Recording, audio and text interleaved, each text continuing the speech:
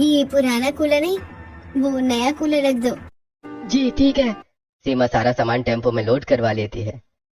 मुझे बिल्कुल अच्छा नहीं लग रहा सीमा कि तुम यहाँ से जा रही हो। मैं तो बिल की हमेशा साथ रहना चाहती हूँ। ये भगवान ही कितना बोलती रहती है, बिल्कुल हाथ मुंह धोकर पीछे पड़ जाती है। बस जल्दी से यहाँ से जाऊं तो पीछा छूटे इससे मेरा। हाँ बिल्कुल, अगर सब साथ रहते हैं तो ज्यादा अच्छा होता है। मम्मी जी आप तो अच्छे से जानती हैं कि हम यहाँ से जाकर खुश नहीं हैं, लेकिन अब इनकी नौकरी इतनी दूर हो गई है, इसी वजह से जाना तो पड़ेगा ही। इतना कहकर सीमा वहाँ से चली जाती है। और क्या कहा? आपने नौकरी छोड़ दी? लेकिन आपने ऐसा क्यों किया? आपने इस एक हफ्ते के अंदर ये दूसरी नौकरी छोड़ी है। अगर आप ऐसा करोगे तो घर का खर्चा कैसे चलेगा? देखो, घर का खर्च को चलाना मेरी जिम्मेदारी नहीं है, ये सब तो भैया अपने आप देख लेंगे। लेकिन मैं किसी के यहाँ नौकरी नहीं कर सकता। जब देखो मुझे ऑर्डर मारते हैं। मैं तो अपना खुद का बिजनेस करना चाहता हूँ। मुझे तो अपना खुद का बिजनेस चाहिए और मैं अपनी मनमर्जी का मालिक बनूंगा। ये बात सुनकर पायल को गुस्सा आ जाता है। भैया पहले ही कितनी मेहनत कर रहे हैं और अब वो लोग फ्लैट में चले गए हैं। वहाँ पर उन्हें उसका होम लोन भी भरना है। अब भैया कब तक कमाकर ऐसे हमें देते रहेंगे? अब आपको भी कुछ करना चाहिए। सिर्फ इस रीजन की वजह से आप नौकरी नहीं छोड़ सकते, वरना घर में खाने के लाले पड़ जाएंगे। देखो, मुझे ज्यादा शिक्षा देने की जरूरत नहीं है, समझी ना? तुम्हें इस घर में आए हुए अभी सिर्फ 10 दिन हुए हैं। जी आप चिंता मत कीजिए, मेरी फ्रेंड शादी करके यहाँ आएगी तो सब अच्छा हो जाएगा। हम दोनों इस घर में साथ रहेंगे। बेटा मुझे उस चीज से कोई परेशानी नहीं है, लेकिन तुम तो रोहन की आदत के बारे में अच्छे से जानती हो ना। किसी भी लड़की की शादी रोहन से करवाना मुझे तो ठीक नहीं लगता। जब तक ये सुधर नहीं जाता तब तक इसकी शादी का कोई फायदा नहीं है। अरे मम्मी जी आप चिंता मत कीजिए, मेरी सहेली आकर अपने आप सब ठीक कर देगी। उसे इस बारे में सब पता है। माफ करना बेटा, तुम्हारे वहाँ जाने के बाद भी मैं अभी तुमसे पैसे मांग रही हूँ, लेकिन तुझे तो पता ही है रोहन कैसा है। उसने फिर से नौकरी छोड़ दी है। इस रोहन का तो मुझे कुछ समझ ही नहीं आता मम्मी। जब देखो बस इसे शॉर्ट ट्रिक में लगा रहता है कि नीचे काम नहीं करना है। ये कहीं का कोई राजकुमार है ना? बाकी आप चिंता मत करो, मैं राशन भिजवा दूंगा। इस चीज के लिए कभी भी आपको चिंता करने की जरूरत नहीं है, आखिर आप मेरा परिवार है। शांति का बड़ा बेटा पवन बहुत ही लायक था और वहीं दूसरी तरफ उसका छोटा बेटा रोहन बिल्कुल नालायक था। आज पवन राशन की दुकान से कुछ राशन घर पहुंचा देता है, लेकिन पायल को ये बिल्कुल भी अच्छा नहीं लग रहा था। इसलिए उसने ऑनलाइन काफी सारी कंपनी में अपना रेज्यूमे सेंड किया। दूसरी तरफ घर में इतनी गर्मी, सीमा अपने साथ सारा सामान ले गई थी और घर में सिर्फ अब एक कूलर ही बचा था, इसलिए सब साथ में सोते थे। आजकल ये कूलर की हवा भी फेल होने लगी है। अब क्या जिंदगी भर बुढ़ापे तक का तेरा ठेका वही लेता रहेगा? तुझे शर्म नहीं आती? तुझे भी तो कुछ कर लेना चाहिए। तो क्या हो गया? हम सब एक परिवार हैं और अभी जो आप मुझे बेवजह डांटते रहते हैं, देखना एक दिन जब मैं बहुत अमीर हो जाऊंगा तब आप सब मुझे सैल्यूट करोगे। रोहन की ऐसी हरकतें देखकर पायल को तो बहुत गुस्सा आता था, इसलिए उसने फैसला कर लिया था कि वो नौकरी करेगी। अगले दिन शांति को वो बताती है। मम्मी जी मुझे कंपनी ने कांटेक्ट किया है और मुझे इंटरव्यू के लिए बुलाया है, तो मैं आपसे पूछना चाहती हूँ क्या मैं नौकरी कर सकती हूँ? बेटा तुझे इतना परेशान होने की जरूरत नहीं है, अभी तेरी नई नई शादी हुई है और तू आते ही काम करेगी। अब मम्मी जी रोहन जी तो काम नहीं कर रहे तो किसी न किसी को तो करना होगा। इन्होंने किसी से पैसे उधार लिए हैं। और अब पायल इंटरव्यू के लिए जाती है। देखिए आपकी नॉलेज तो बहुत अच्छी है, यानी आपने पहले 1 साल कंपनी में काम किया, लेकिन उसके बाद गैप क्यों आ गया? दरअसल उसके बाद मेरी शादी फिक्स हो गई थी और कुछ समय के लिए मुझे जॉब से गैप लेने को बोल दिया गया। नालायक आवारा बेटे की वजह से तुम्हें नौकरी पर जाना पड़ रहा है। बहू मुझे बिल्कुल भी अच्छा नहीं लग रहा। कोई बात नहीं पापा जी, मुझे पूरा यकीन है कि एक दिन उन्हें सब समझ आएगा, लेकिन तब तक हमें भी तो कुछ करना चाहिए। वहीं गर्मी से सबकी हालत खराब थी और निधि जब पानी पीती है तो एक तो पहले घर में फ्रिज था, सीमा भाभी फ्रिज भी ले गई, अब तो ठंडा पानी भी नहीं मिलता। निधि को घास लेने भेजा था और निधि जब घास लाती है तब पायल वहाँ पर बहुत सारी घास रखकर उसमें पानी डाल देती है। फिर वो मटके पर गीला कपड़ा लगाकर उस मटके को उसके अंदर रख देती है। थोड़ी देर बाद पानी ठंडा हो जाता है। भाभी आपने कितना अच्छा जुगाड़ किया है। हाँ पानी बिल्कुल ठंडा हो गया। अब इस तरह पायल जॉब करना शुरू कर देती है, लेकिन इतनी गर्मी में सुबह घर का काम करके जाने के बाद और ऑफिस से पूरा काम करके घर आकर काम करने में पायल की हालत खराब हो रही थी। इसीलिए रमेश, शांति और निधि सब उसकी मदद करते हैं। जब अगले दिन पायल ऑफिस से घर वापस आ रही थी तो बाप रे कितनी ज्यादा गर्मी है, इतनी गर्मी में तो पूरा सिर घूमने लग गया है। पायल घर आती है तो देखती है कि निधि आटा गूंथ रही थी और शांति और रमेश दोनों मिलकर सब्जी काट रहे थे। मम्मी जी, पापा जी, आप दोनों को इस तरह परेशान होने की कोई जरूरत नहीं है। मैंने कितनी बार कहा है कि ये काम मैं खुद कर लूंगी। क्यों बेटा, अगर हम मदद कर देंगे तो कुछ गलत हो जाएगा?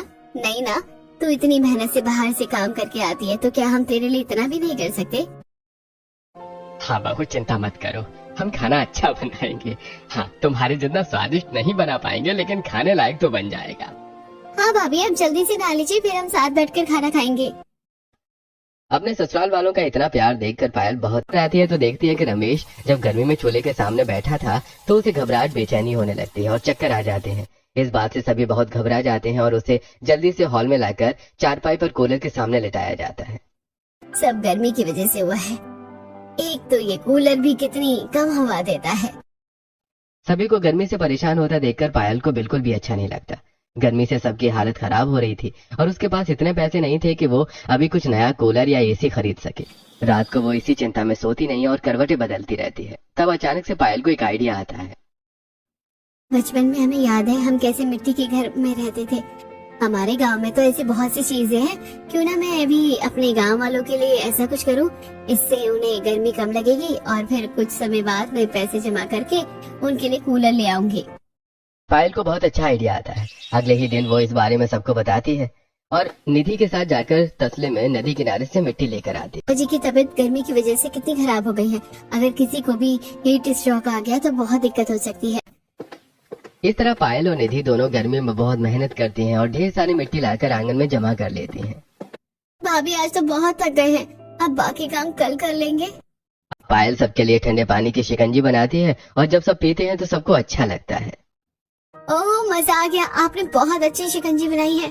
हाँ, आज तुमने इतनी मेहनत की, उसका रिवॉर्ड है। फिर तो लगता है कि डेली ही मेहनत करनी पड़ेगी। अब अगले दिन पायल ऑनलाइन एआई की मदद से घर को ठंडा रखने के लिए बहुत सी चीजों के बारे में पढ़ती और समझती है और उसके बाद निधि को दिखाती है। देखो, हमें घर को ठंडा करने के लिए ये सब करना होगा।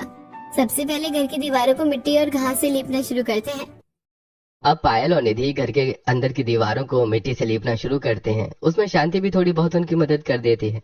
पायल के मना करने के बाद भी शांति नहीं मानती। उसके बाद अगले दिन वो फिर से काम शुरू करते हैं और पायल ने कुछ दिनों के लिए ऑफिस से छुट्टी ली थी। मैं जानती हूँ ये काम बहुत थकान वाला है, लेकिन हमें जल्दी ही काम खत्म करना होगा क्योंकि मुझे वापस ऑफिस भी जाना है। ज्यादा दिन छुट्टी भी नहीं ले सकती हूँ। इस तरह पायल अपने ससुराल वालों के साथ मिलकर आज छत को ठीक करती है। वो सबसे पहले उसके ऊपर मिट्टी की अच्छी खासी लेयर लगाती है और उसके बाद उसे घास से कवर कर देती है। घास से कवर करने के बाद पायल उसके ऊपर बहुत सारे पानी डाल देती है, जिसकी वजह से नीचे तक ठंडक आती है। अब आज वो खिड़की और दरवाजे का काम करते हैं। वो लोहे वाली खिड़की निकालने के बाद वहां पर मिट्टी से खिड़की को बंद करना शुरू करते हैं और उसके अंदर काफी बड़े बड़े होल कर देती है। दीवार बना देती हैं। वहां पर वो बहुत सारी घास डाल देती हैं। इससे जो घर का आधा हिस्सा है वो ऐसा लगेगा जैसे ये अंडरग्राउंड है। इसकी वजह से घर में बहुत ठंडक होगी, देखना। पायल और निधि ने घर के बाहर के स्पेस में आधी दीवार तक पूरी घास भर दी थी और उसे भी गीला कर दिया था। इस तरह घर का आधा हिस्सा चारों तरफ से आधा घास और मिट्टी से बनने के बाद ऐसा लगता है जैसे वो एरिया अब अंडरग्राउंड है। जब सब घर के अंदर आते हैं तो सबको बहुत ठंडक लगती है। बेटा, तूने कितना अच्छा जुगाड़ किया है। अब तो घर के अंदर कितना ठंडा ठंडा लग रहा है। हाँ बेटा, कोई भी हमारी बात को मजाक समझेगा, लेकिन ये तो वाकई ही बहुत कमाल का हो गया है।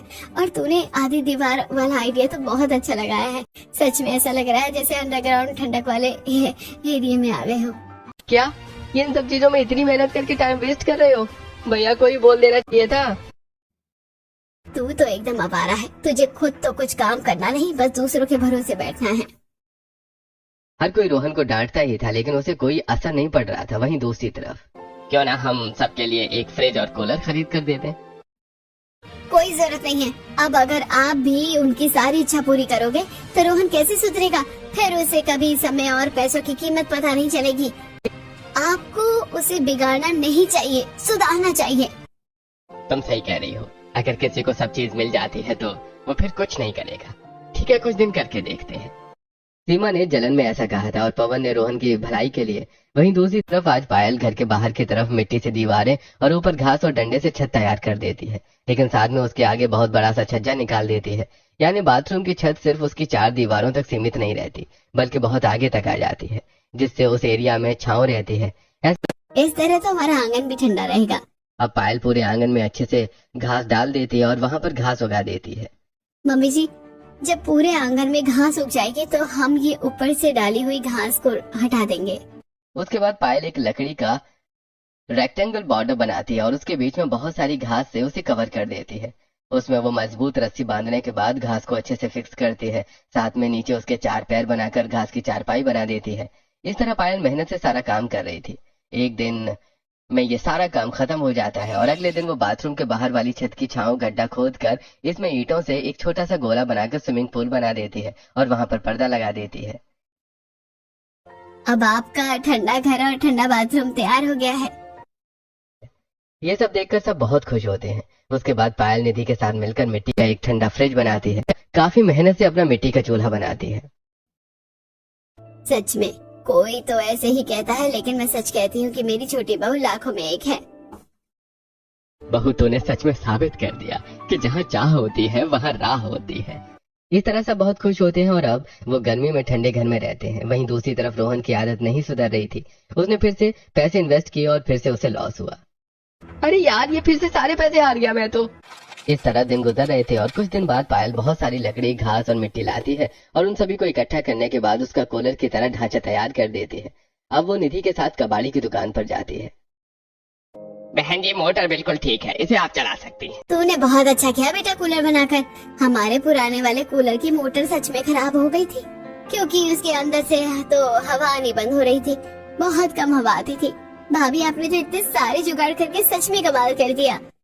इस तरह सब खुश हो रहे थे। जब अगले दिन सीमा और पवन दोनों वहां जाकर ये सब देखते हैं तो उनको भी काफी हैरानी होती है और पिंकी तो वो छोटा सा स्विमिंग पूल देखकर बहुत खुश हो जाती है। वो उसके अंदर निधि के साथ ठंडे पानी में नहाती है।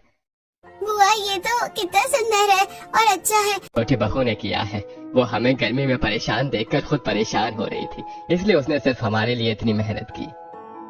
सच में पायल बहू का कुछ कहना नहीं। अब तो नौकरी भी करती है सिर्फ घर को चलाने के लिए। अगर इतनी कंडीशन खराब थी तो आपको मुझे बताना चाहिए था। बेचारी पायल को भी कितना ज्यादा परेशान होना पड़ा।